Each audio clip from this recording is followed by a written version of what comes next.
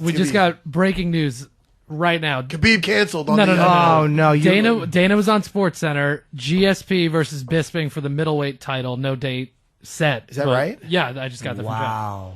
That's breaking news. Which by the time you hear this will be old. This will be but that's amazing. GSP Bisping. Yeah, that's the money fight that Bisping wanted. Look, I'm happy for them. I personally would have given that. Is Yoel hurt or no? Is he just getting passed over? He's just getting passed over. He's Yoel Corleone. I was stepped over. Man, I'll tell you, that's a tough fight for George. Yes, it is. Because Bisping is very underrated on his scrambling, getting back to his feet. He's a very hard guy to pin down. He's a very good, and he's very active standing up, and he's got the size. It's a big fight. But George is a master at closing that distance and putting it down. Is he? Who's going to start to? But Bisping doesn't get tired. I could see, could George get on his back off one of those exchanges? I can't see George hurting him standing. When is that fight? I'll tell you. How about this? No date set. Either one of those welterweights is a better matchup.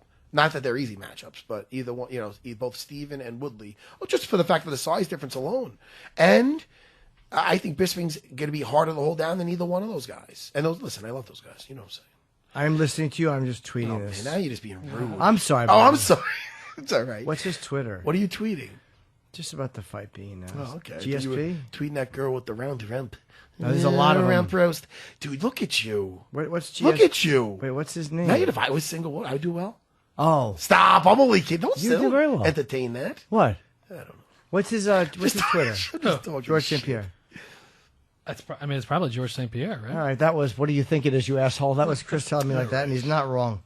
Where's Raging Al, Iaquinta? He should be here any minute. He was supposed to come like 5 minutes ago. So. Shit, man. He's probably texting me. Could you text him and let him know that I don't have my phone on me? Because what if he's saying, hey, man, I'm meeting you in Penn? Oh, no, okay. Yeah, I'll text him. Just text him. Oh, right. Well, doesn't he know you're here? I don't know what he knows. I texted him last night. I go, you talked to Chris, the producer? He goes, yes, sir, I'm there. Holla. He didn't write holla. I usually write holla. No, you do it, and you... yeah, I get excited. You haven't heard anything about me being fired, have you? About you getting fired? Yeah. Oh, dude, they get rid of you.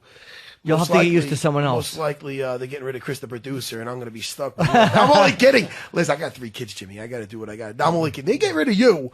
They get rid of fucking me. No, you know? No, get rid of it. It was hard. I'm just paranoid. No, I know. I wouldn't want you to. No, come on. Are you kidding me? I would listen. Listen, I'm your friend. I'm not like guys in the past that that I was starting shit up. But hey, I feel like I know you already. You do know me. Who's this guy? Get this good-looking kid in here. By the way, Dan. No, it's not him. Dan Hardy. Oh, did you just wave to someone? No, else? just the guy with the beard who always comes in with no flash in his camera. The guy with the fucking 90 megapixel camera, which takes. I've actually had sketch artists do clearer pictures. Dude, you are funny. Wait, what were you going to say about Dan Hardy? Yeah, go ahead. Dan Hardy, cleared by cardiologist to continue. He said it's been 4 years since I've done a training camp, so I got to see how my body feels. I'm walking at 185. I feel strong. I feel lean. I feel better psychologically than I ever have in my career. I'll reiterate, I'm not interested in belts or rankings. If I'm stepping back in, it's going to be a big fight. But then again, Mickey Gall called him out, and he said he wants a big fight. But I guess he's not interested in belts or rankings, but he wants a big fight. Mickey Gall would have been an interesting one. He didn't want to fight a young animal like Mickey Gall. I don't blame him.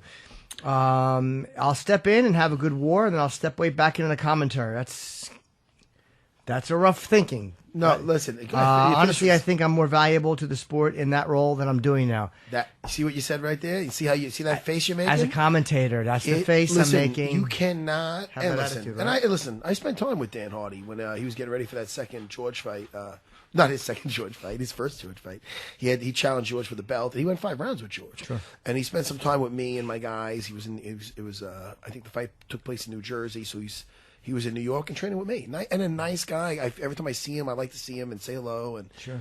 But having said that, I think he's doing very well with the commentary. And I think that's where and Dana says it all the time, and it's true. You can't have a foot in and out of that cage, man. You can't. You got to be all in or all out. Trust me. It's not, because then you're just doing it for what are you doing it for?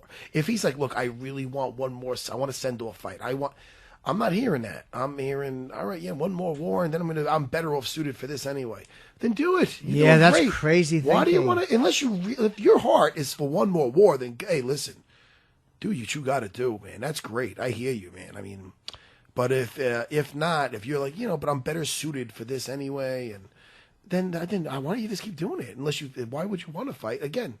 Unless he feels there's some stuff in the basement he's got to get rid of. Let me ask you, we stopped off at Henzo Gracie's place. Of course we did, yes. And I really liked it, and I really want to take jiu-jitsu.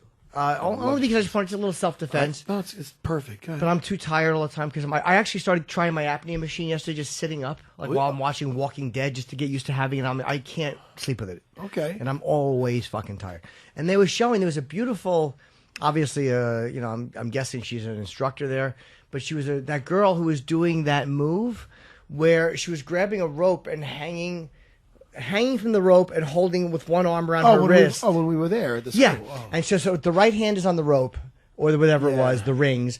The left hand is around the right wrist, hanging and then lifting the leg straight, almost like an ab crunch. And she said the record there was 7 seconds. That's kind of weird. That seems like it should be longer. It must be really super hard to do. But I've been thinking of doing that exercise for a week, and I just can't remember to do it when I'm in the gym. I guarantee I'd get 1 second and fall and hurt my little hiney. Yeah, that doesn't look like it's too fun. I mean, I don't know. That's not my type of thing now. I'm too big. Well, plus it's hard to do to hold on. Back in the day, I do that though. You would do that? One arm? Ah, man, listen.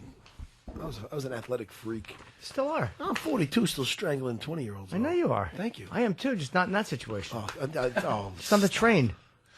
Who was a lunatic on the train today, by the way? really? Fucking dude yelling at full volume and then talking to himself. I taped him. Yeah, I want to see after. It's audio only. I couldn't video. He's too crazy. Yeah. Hey, shut the fuck up! I already come on, Sarge. I'm not going there. And they're yelling about the Marines. Ah, quiet! That's how I walked on the train. He's yelling at somebody. You can be quiet. You know when I took my kids into the Loved city, them. I took my kids into the city the other day for the Lion King, and I'm like, I want you to experience what Daddy experienced. And then I go, you know what? Screw that. I got right in the cab. I'm like, you know what? Because there's 3 of them. I don't feel like bringing them down to the subway because sometimes sometimes you don't know what you get in there. You really don't. That's right. So I mean, sometimes it's a pleasant little trip. Other times it's me, you, and trying to. The best is somebody talking to himself and pants half down. You're like, Jimmy goes to me. Yeah, we should get her on the podcast next week. And you don't know because the kid might go, "Hey, who's he?" Or like the kids don't know. They don't know what crazy is. Yeah. And next thing you know, some maniac's yelling at your 8-year-old, and you're like, "Oh Christ, I'm gonna smash this guy." Kimura City. You give him a Kimura? Nah, no one's yelling at my kids. How about if he was a genuinely psychotic? Well, then I'd just be like, listen, kids, stay away. But if I felt that there was threatening. Yeah. No, this guy was just yelling. But I'd be like, look, I warned them before. Like, look, people have problems. Just, He was just yelling. Stare. There's nothing kids personal. Can stare, this and that. But if it's all about, being like a protective. Yeah. You don't want anybody yelling at your kids. Nah, no one's going to yell at my kids. That'd be bad news for them. That wouldn't work out. Who wants to put a Kimura on a homeless guy? You don't want to do that. You're all tangled up. I don't know. What do you want to do? Punch him in the teeth and get fucking syphilis? No, you don't. Just want to give him a kick or go, come on, walk away. Yeah. You don't want to get involved. I don't want to. I definitely don't. But if you get attacked. Yeah. If you get attacked, you got to put someone down. I know. Put him fucking down. Oh, I would. Like a rabid dog. I'd put him down in a second. Your shoes don't match your shirt. You tell wait, that. not that kind. What would he say to that? He'd fucking cut my face with a razor. Did Ray Janelle just walk in? Yep, there he is. You fucking There around? you go. No. I see this? I thought you were messing with me. Get that guy in here. No, Oh, no, that's not him. I know. Why do you do that? You got me. You got me. Look how happy you are. Chris went with You're it. as happy as when my wife tricks me. Look at you. Why are you so... Look at his face. I like tricking Look at he's people. smiling like a little... He looked up. I like You tricking. thought he was really here, but he's not here. Could you text the dude and let him I know? did text him. He is on his way. He should be here. Where is he? Hey, man, I'm having a good... Listen, I'm having a good time. I'm having a better time than when I didn't know where my phone was. Isn't it funny how... listen, know why phones are... we need them so... Because they're fun. I like how I'm on the... I could go on YouTube. I could watch some videos. I was talking to a girl before. Yes? She's like, I want to have dinner with you. Oh. And I said, yeah, I hear you, babe. Okay. I'm really a sexy texture. Nice. I said, but I don't cook. Uh-oh. And she said, why don't you grab some Blue Apron? Oh, Blue Apron's nice. And she thought I didn't know what that was. Ah. She thought she was going to make me look stupid. So No, I wrote no, back. no. I said, by the way, sweetie, Tell her about Blue Apron. Blue Apron's the #1 fresh ingredient and recipe delivery service in the country. She was shocked that I knew that. And then she said, yeah, their mission is to make incredible home cooking accessible to everyone. Yes. And I'm like, yeah, I know that. And how do they achieve it? And she's like, I don't know. And I'm like, by supporting a more substantial food system. I screwed that up. Sustainable. It's okay. So it is substantial as well. Setting the highest standard for ingredients and building a community of home chefs. It really is amazing the way they do this. They send you the exact amount that you need, very, very easy to follow instructions. They've established partnerships with over 150 local farms, fisheries, and ranchers across the United States.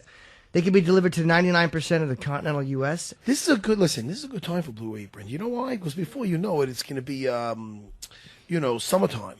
So you want to get your meals and know what you're getting. And look at my mouth; it's watering like a fat guy. I know, but can I read that? Here's Al again. Here's Al. I'm not looking. Really a tremendous, tremendous service. Check out this week's menu and get your first 3 meals free with free shipping by going to blueapron.com/UFC unfiltered. Blueapron.com/UFC unfiltered. Blue Apron sells for itself. What? Does that make sense? It does. Sells for itself. That makes sense. What is wrong with me today? It's the same thing that's wrong with me. Blue Apron, Raging Ally Quinta. This is so exciting. I'm so excited he's here. But are you done? Almost. I love Blue Apron. You're going to love how good it feels, What? tastes to create incredible home-cooked meals with Blue Apron. Honestly, if you're like me, I have a brand new, beautiful kitchen that I am worthless in. The exact amount that you need, the proper ingredients, blueapron.com/UFC unfiltered. Blue Apron, it's a better way to cook. Blue Apron. That was a people. much longer read than we should have done. So Well, I hope you guys know I think we I gave support them. your product.